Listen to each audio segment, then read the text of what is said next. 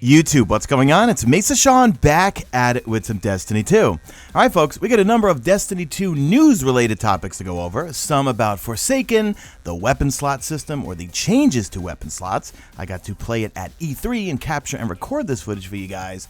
And then we'll go over a few things from the This Week at Bungie. Actually, you know what? We'll do it in reverse. Let's cover what was in the This Week at Bungie that you need to know. Now, it's no surprise that Dead Orbit won the last faction rally, but what's surprising was the breakdown of New Monarchy and also Future War Cult. Future War Cult coming in last. If we look at the percentage of pledged players, it was 33% for New Monarchy and only 20% for poor Future War Cult. In terms of packages, well, Dead Orbit 58%, New Monarchy 22%, and 19% for Future War Cult.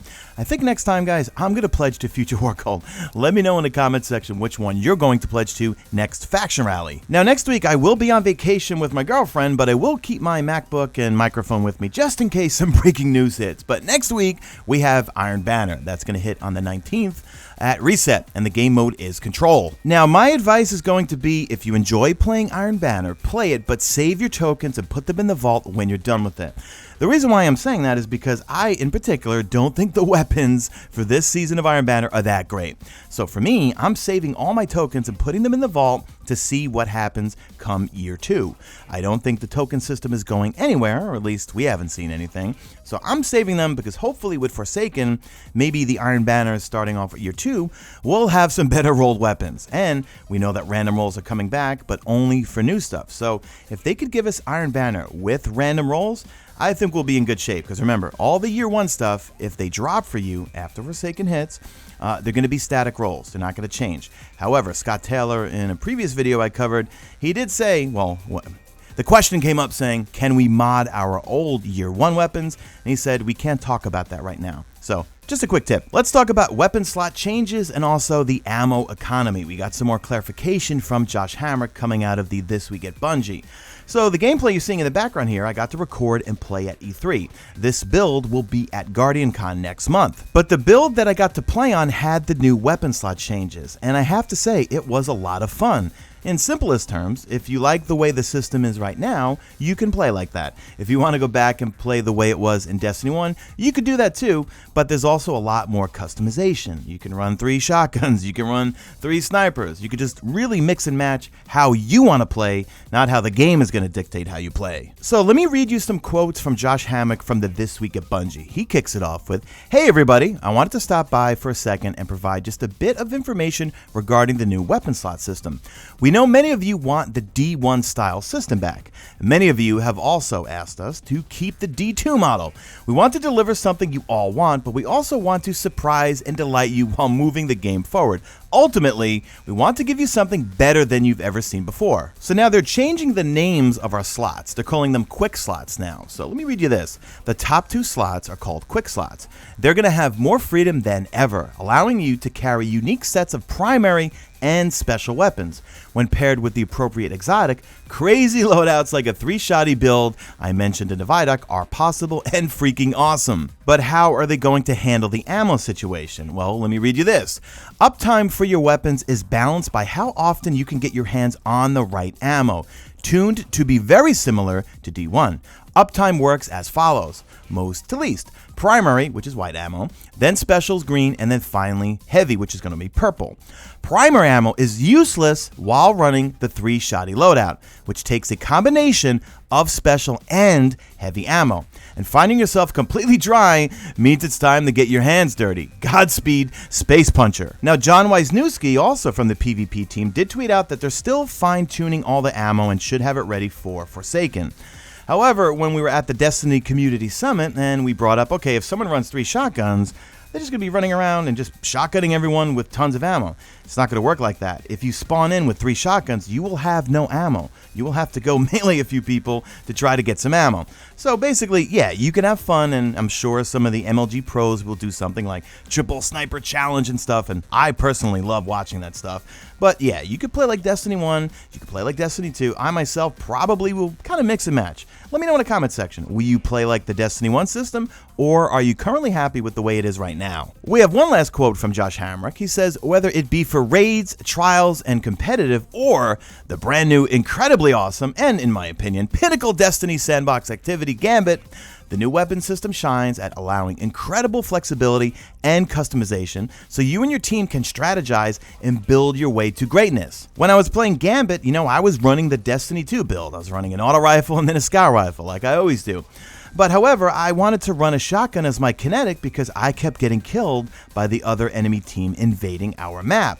So I kept my rockets to do DPS on the primeval. I used a kinetic shotgun to take out anyone that was coming in to invade us. And then I was just using my scout rifle for ads, but man, I was just having too much fun with that exotic bow. The exotic bow, the Trinity Ghoul, was absolutely awesome. Next up, let's talk about a whole bunch of news coming out of social media, whether they were comments from developers on Twitter, Reddit, and so forth. And this is courtesy of DestinyRoundup.com. Make sure you check that website out and give Shackle Shotgun a follow over on Twitter. She puts this website together and updates it usually daily or if not weekly. She's awesome. So first up, one of the senior designers at Bungie, Robbie Stevens, tweeted out, "Here is the breakdown for September with regards to Gambit. First off, we are getting 4 maps, 3 races per map, 3 variations of each race on each map, which means 36 different Gambit experiences." Now, I covered earlier this week a quote from LAIRS Backend from Polygon that the PvE enemies in Gambit, they're going to scale to whatever power level you are. However, when it comes to Guardian versus Guardian, power advantages will be turned on for that. Now, Gambit will have its own playlist. It will be separate from the Crucible and separate from Vanguard Strike, so forth. It will have its own unique armor set as well as weapon set, and they even said in one article, one specific exotic. Could that be the exotic bow, the Trinity Ghoul that they gave us? I hope not, okay? I hope we could get that somewhere else and that there's some of the really cool exotic that we'd want to grind Gambit for, or maybe they're going to give us a quest for it. I really hope they bring back a lot of quests when it comes to Forsaken. Now, here's some more clarifications from Robbie over on Twitter. So, the 4 maps are going to vary in size and complexity, but they're going to have similar structure. For example, the bank is always at the center of the map, and the enemy waves are exactly the same for each team. Now, Robbie also says that there are actually quite a few variations of the primeval encounter that they're going to randomize between. A coin flip at the beginning of the match determines the enemies you fight. The ready room is also meant to give players an opportunity to adjust their loadouts before the combat begins. Now, some folks were wondering, will this be trialed in Crucible Labs? And the answer is no. Crucible Labs is for experimental PvP modes. Gambit is not Crucible, it's something else entirely. All the new code, design, and art that has gone into Gambit will go live with Forsaken. Then we get some clarifications from Cosmo and others over on Reddit. So when it comes to shotguns in your primary slot or kinetic slot, he says shotties in the primary slot will still have the green ammo icon next to it, which means you got to pick up green bricks. Because the build that we got to play on at E3, none of the weapons had those little icons on them. However, when you look at the VIDS, some of the clips do show the different weapon types and what specific ammo you need to pick up for them. John Wisniewski clarified about the bow and how it works. So, full draw of the bow is hit scan. Partial draw or hip firing is slower. Damage is going to scale based on the draw time as well. Now, if you did not know already, all the old gear, armor, weapons, they will be usable in Forsaken. You can infuse them all up to the power cap, which will be 600.